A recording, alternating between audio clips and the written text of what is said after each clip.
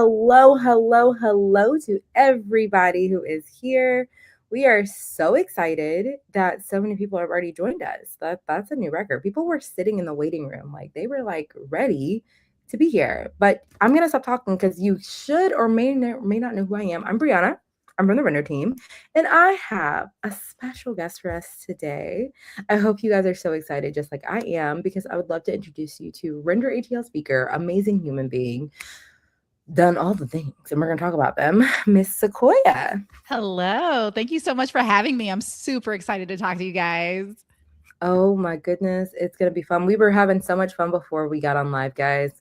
And I know some of you are here for the Render ATL ticket giveaway, so you're going to have to stay tuned. We are going to be doing that midway and at the end of today's live stream. So, yes, you are stuck listening to us. And it's going to be fun, though. We're going to make it worth it. So we have people coming in from Marietta, we have Conyers, we have people from all over, and I'm so excited that y'all are here today. And the Instagram live is also on there as well. So let's jump into the things. First of all, you want to introduce yourself to the people? Yeah. So if you guys don't know who I am, I'm Sequoia. So I started my career as a commercial and music video director. So nothing to do with tech. I transitioned out of music video directing and I moved to Silicon Valley. I'm actually from the Bay Area. So I basically moved back home. But the peninsula, so the other side of the Valley. And when I was there, I had my first venture-backed tech startup. This is backed by Draper Associates, which is Tim Draper. His great grandfather started venture capital in Silicon Valley. So I came in hot. It was very, very hot. Very. Yes. Very. So that being said, you've been a founder, you've been an operator, an investor, a creator, and obviously a strategist. So looking back, what's one pivot that felt scary at the time but ended up being exactly what you needed? I would definitely say leaving the music video industry because I had no idea what I was going to do next. And I ended up at this all girls entrepreneurship boot camp in Silicon Valley. So it was these girls from the ages of 10 to 15 years old. And they were like the parent or the daughter of Sheryl Sandberg, who was the COO of Google at one point. The CTO or VP of YouTube, and like these really affluent kids, right? And so I'm at this boot camp and I'm coming in teaching them brand and they're coming in learning how to code on Scratch and like all of these things. And I'm like, well, what are y'all doing over there? Like I had no idea. And so they get there on Monday, have no context as to why they're in camp, right? And then by Friday, they're pitching venture capitalists at 10 to 15 years old. And I was like, well, hold on. Just wait a minute. And so I got all into it. I'm like, all right, this is what we gonna do. I had one little girl, Sanjana, who had created an app that changed the color of shoes. Like it was so cool. And so one of the instructors came to me and she was like, Sequoia, you seem like really into this. I was like, yes. And she was like, you should look at this place called Draper. And so I looked into it, and that was my introduction to Tim Draper. I had no idea who he was. And it was scary. It was like, all right, I'm leaving this industry that I had spent 10 years, like blood, sweat, and tears. I'm leaving this industry and I'm going to jump into tech, the complete and utter unknown. I had no idea like that side. Like the only context I had was that all girls entrepreneurship boot camp. And so, yeah, that was my like leap that and I've taken a lot of leaps since, but that was the first leap that I could definitely say like I had some hesitation around. No, that is one heck of a leap. Also, like that makes me want to step my game up. I know, like, what are y'all doing?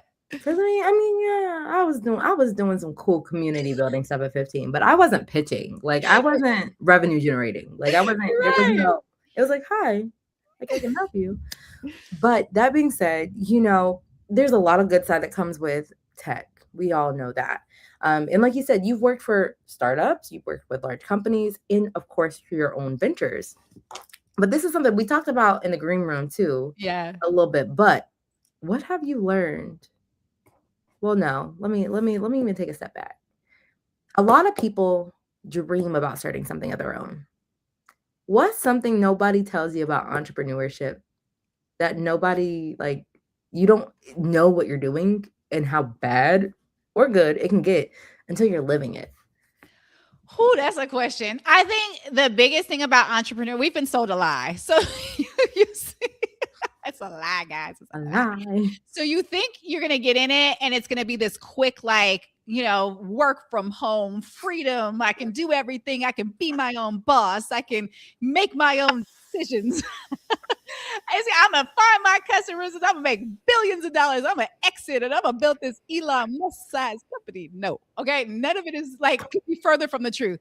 You are at the mercy of your customers. You are in servitude of your customers if you're doing it correctly, right? You should be serving them, right? You are not your own boss, especially if you raise capital. You are then you're at the mercy of the VC that invested in you, right? And so I think just contextually understanding that entrepreneurship is a long game. You're not going to jump in and all of a sudden have this company that's just like doing all the things. It's going to take time for you to find product market fit, go into understanding who your customer is, who you're called to serve, right? And so once you do that, I was looking at a map and it was like a trajectory of all the top companies like Slack and like just the big tech companies now that how long it took them to find product market fit. And it was years.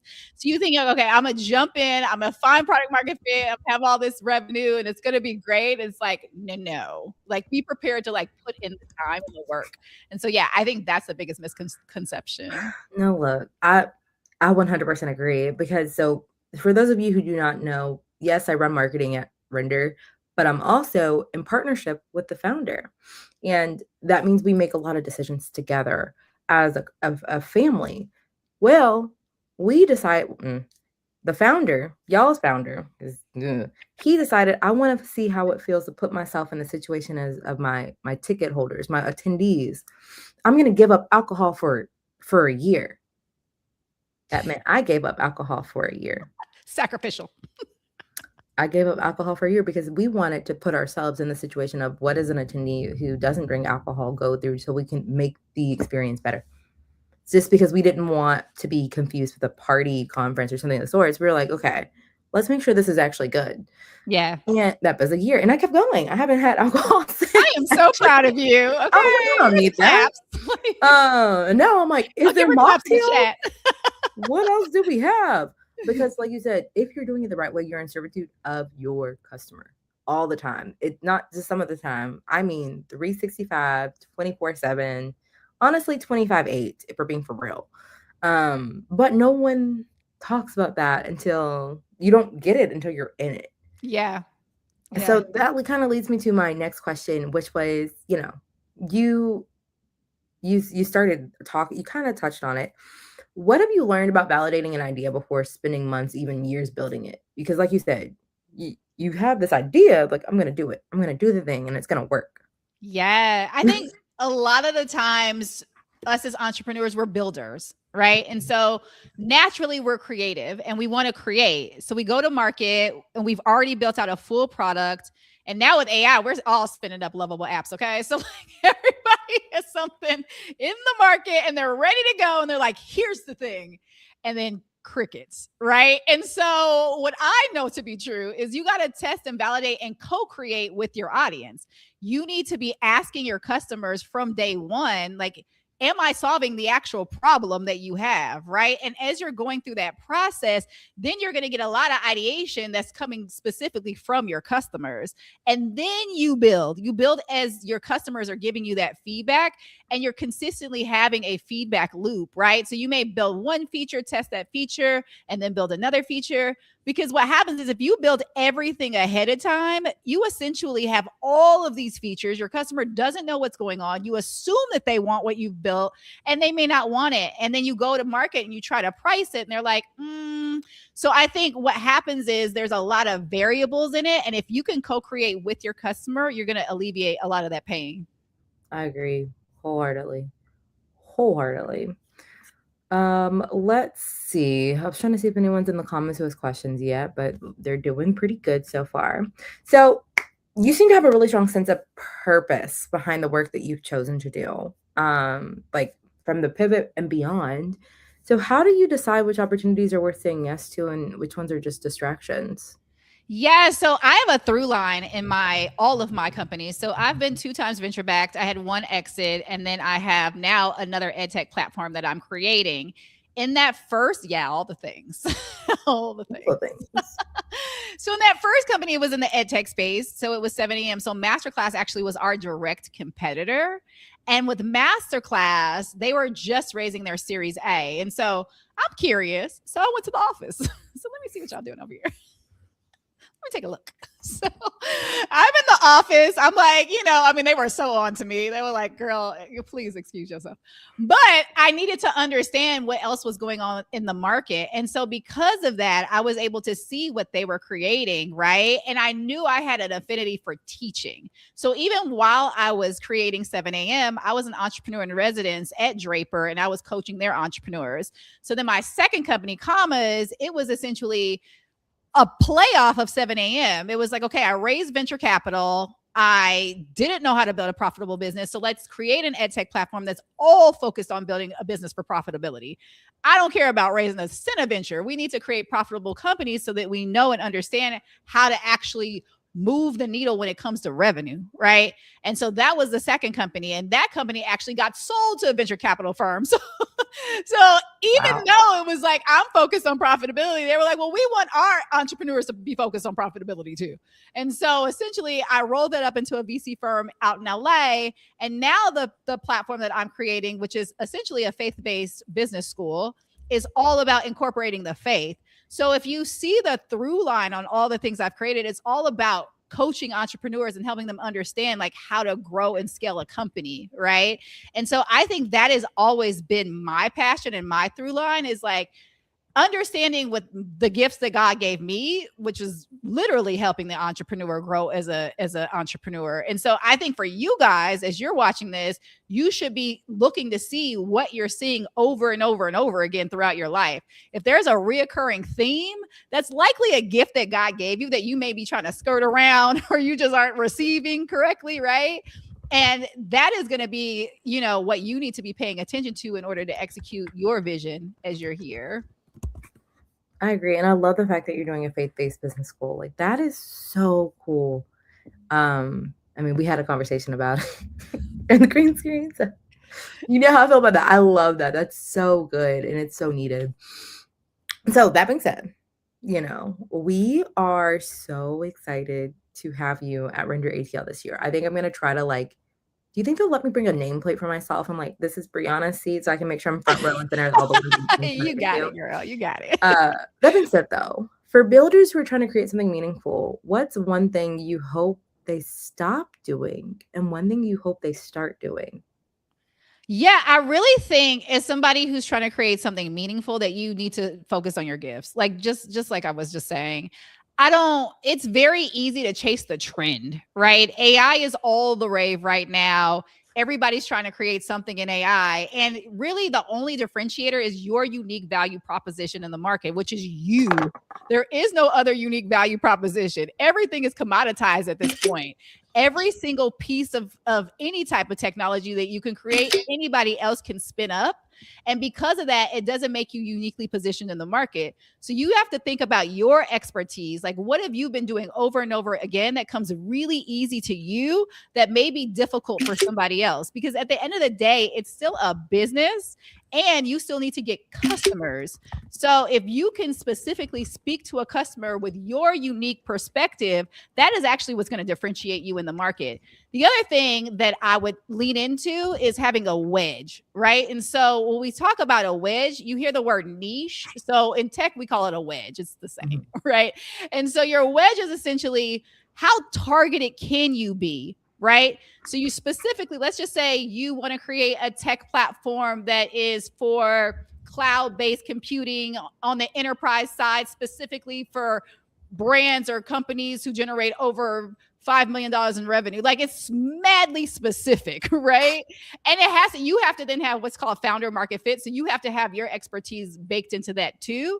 So like having that wedge and then growing out to the edge, meaning like now I can scale that out. Like maybe maybe those enterprise companies were in healthcare. Now they're in, I don't know, something else, right? Whatever the next industry is, but you're scaling out versus like saying in tech, it'll be like, okay, your total addressable market. Like, I'm not going after the entire market. I'm going after this really small slither of the market first, and then I'm going to grow into a bigger segment of the market. And so if you can capture that slither first, then that is going to be imperative to your growth, your journey. I always tell people that, and no one ever believes me. I hope they believe you because it's so true. It's like people are like, "Why isn't Render, international yet?" And we're like, "Relax, Baby just steps. relax for a little, Baby steps. relax a little bit. We're not ready for that." Like mentally, yes. Like, who? Emotionally, no. It's not the right. It's not the right time. Yeah. And granted, we have our friends in like Latin America that we're working with and doing things with, so that's fun. But that being said, we have a couple of questions in the chat. Do you mind answering some of them? Yeah, let's do it. Good. Okay, so the first question is, was there a breaking point for you where you almost wanted to give up but didn't on your start to entrepreneurship? If Every so, day. what was the breaking point and how did you overcome it? Every day. I wanted to give up today. Like there is no like entrepreneurship is hard, right? It's really who can survive the longest. Like somebody, I'm so serious. It's like, No, that's valid. That's very valid. Like you could be first to market, but that doesn't mean you're going to be last to leave. exactly. And so the tenacity that's why I lean into the faith though. Like full transparency, that is why faith is so important to this journey for me, is because you need something bigger than you. Like if it's on me, we done. Like I was done yesterday, right? Because it's difficult. Like you're always trying to figure out, okay, where is the next customer? How do we find, especially in the beginning, because you're still trying to find product market fit. So like I was saying before, it's taking companies 1 year, 2 years, 3 years, 10 years to find product market fit. It takes a lot of time. When you do, it's like, psh, but it takes time. It's called a J curve. So you're like this, and then all of a sudden it's like this, right? But you got to get through the valleys before you can actually get to the peak. And so for me, the thing that has helped me overcome that is my faith, to be honest. Like that's literally all I've got. The outlook, because sometimes it gets hard. It gets so hard, and you have to just persist. You got to keep going. So our next question is, when do you know when do you know you're ready to bring your business to the venture table to get funding? Yeah, so venture capital is in a very interesting space right now. I've raised twice, but the first time I raised, you could come to the market with a prototype, right? An idea, you had a big enough total addressable market, meaning I had enough market share that I could capture in order to basically return. Okay, so let me just break down what venture capital means first so we can contextualize this. So when you decide to raise venture capital, you essentially are telling them, I believe my business can return your entire fund. So if I have a fund of, let's just say, I don't know, $100 million, I believe we can have enough of an exit based off of your percentage. So maybe they got 10% of your raise or your round, right? I believe that we have enough of an exit that I can actually return your $100 million. Like that is venture capital. So if you don't feel like at any time that your business can grow that big, stay away from venture capital. That said, now today we raised a small friends and family round last year, and then we had a VC venture capital firm out of California come in on the company I have now, which is in the agentic commerce space. So I have two companies. So on that company, because it's a smaller firm, it's not like massive. Like we do believe we can get to the point of scale and liquidity on the agentic commerce side. So we're more trusting of that. But it's venture capital, there's layers, right? And so I say now you need to have customers, like a lot of customers, like not even like just a few who've tested, but at least enough to validate that your product is viable in the market. And then you need to have a solid product that could not be copied. Basically, they're looking for defensibility. So they're like, okay, well, what makes you uniquely positioned for this business? And then how do you defend it if somebody else comes in the market and says, hey, no, I'm going to do exactly what you did? Like, how do you defend it? So like, those are the things that I think about when considering venture capital. Whew, and that part is so real because the amount of times I have launched something and it's gone well, it's gone so good. And then I see it pop up elsewhere and I'm like, huh. Okay, that's fine. Cool. Cool. But it's true. You have to be able to defend it, man. Like, and this is, I don't even take capital. Like this is just as a grassroots bucket. What is it called? Bootstrapped company. Yeah.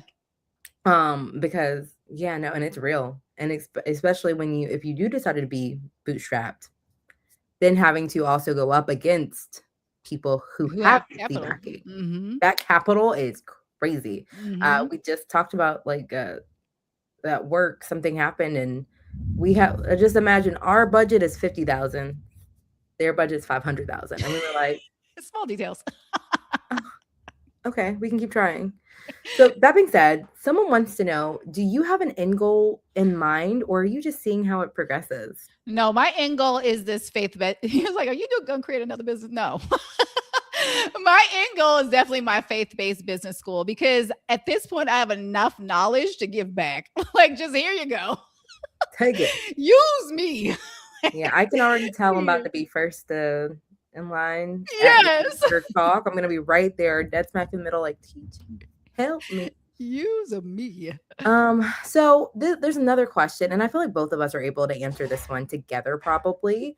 Someone wants to know how to find resources to help with things like marketing, social media, etc. when you don't have enough funds. Ooh, that's good. You want to shoot first and I'll go after? Oh my goodness. First of all, you don't need a lot of money to invest in things like marketing and social media. However, you do have to decide how much time are you willing to trade.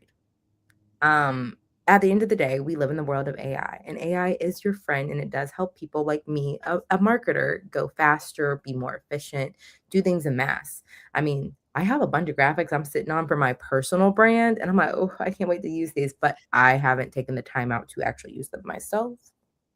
Neither that's not here or there, but utilizing AI and not just saying, make me this, you do have to become a prompt engineer at the end of the Yes. day to be able to get out what you need from that. And the cool thing is there's so many tools nowadays that are free and readily available for things like marketing and social media, which of course, as a marketer, I'm like, no, go to your friendly person and do it and like hire somebody. But again, if funds are the issue, start with there and asking your preferred AI to say, hey, act as though you're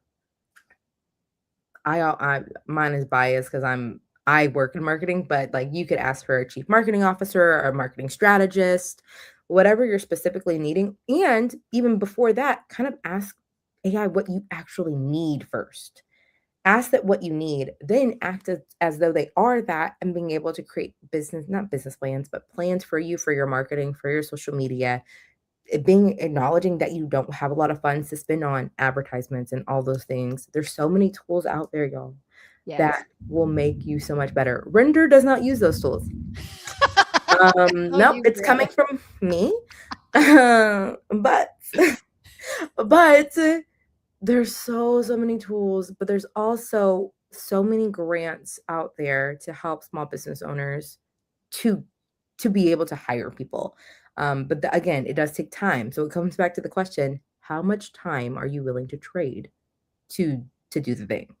But I'm going to also let you, what your take is on that.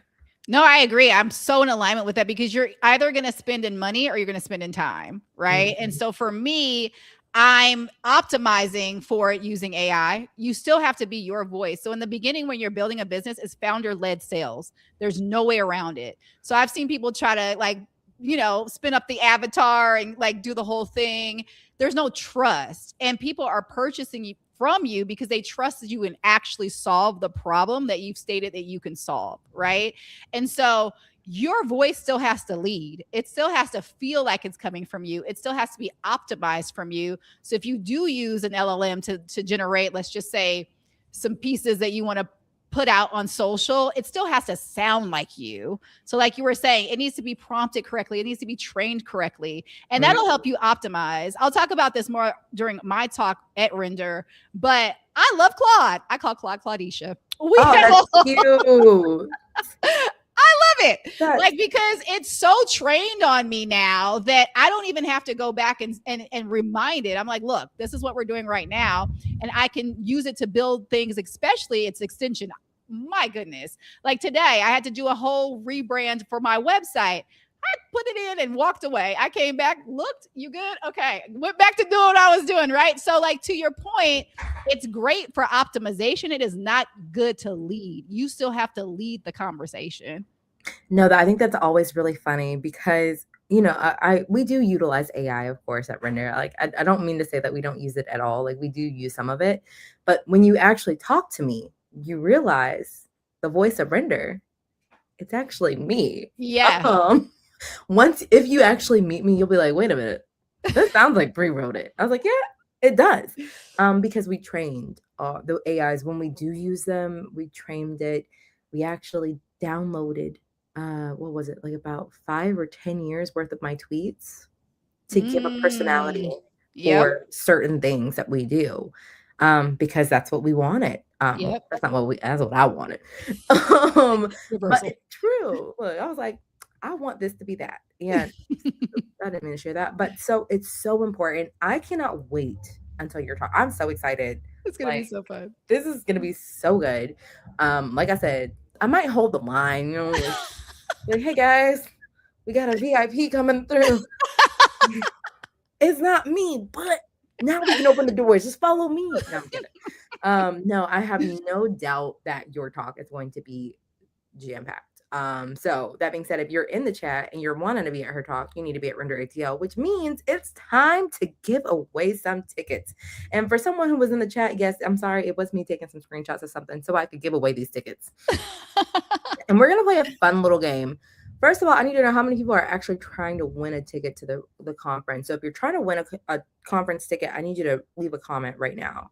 Just say, you know, me, I'm trying to go, whatever the case might be. Because I would hate to not give away enough tickets. That would be terrible. Let's see. Please, yes. me. Okay, cool. We got enough people. Now we have enough people to play. There are 4 companies who have sponsored Render from the beginning. This is going to be a game now. I have 4 tickets to give away. You have to go to the Render ATL website and go to our sponsors page, or just off the top of your head dome. Like, if you got it, tell me which. You only have to mention one, but tell me what 4 companies have sponsored Render all 4 years that we have it on the site. Coming in hot. They're coming in hot. Hold on, I gotta go. I gotta look. Okay. oh my God. Someone already. Okay, so we got one Zillow. Okay, so we got. Oh, I need my notebook now. Okay. Hold on. Oh Jesus, I didn't expect us to know. Okay. So Intuit is not one of them. Ain't that Intuit's not one, but the first person who said Zillow was correct. So that's done. I don't know how to say your name. You were right. So you can stop trying to. So there are 3 more companies. Let's see if anyone's getting it.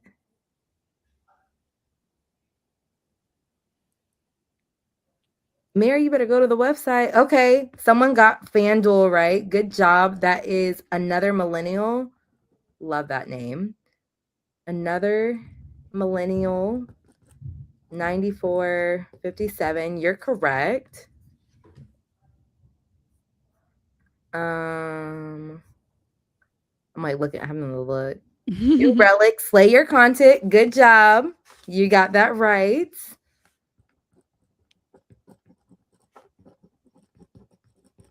And let's see if anyone's going to get the other one. Someone said that. Someone said that. Let's see if someone gets it. Y'all are missing it.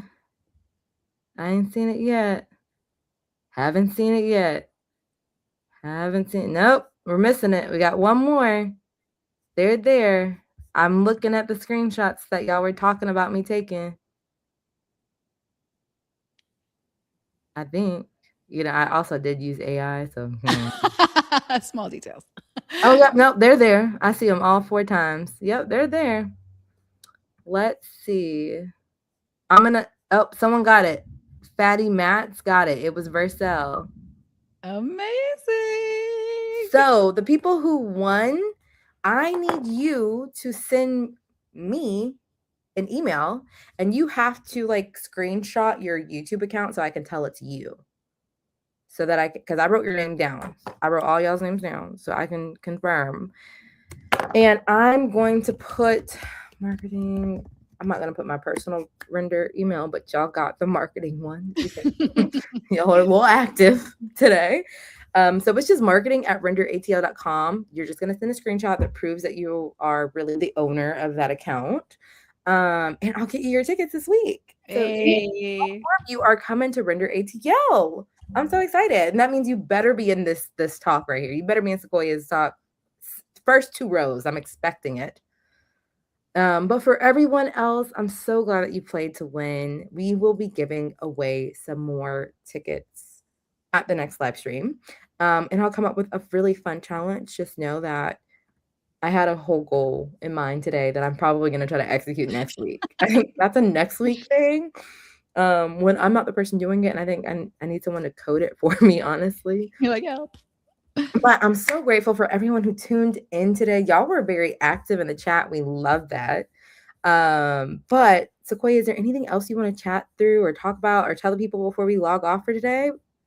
I'm just super excited. Can't wait to meet you guys at Render ATL. And if you need a place to tap into in terms of your faith and building your business, definitely hit me up. IG, LinkedIn, Threads. I'm even on Threads, you guys. You can find me anywhere. And I will definitely send you guys a link to Faith-Based Business School. But I will see you at Render.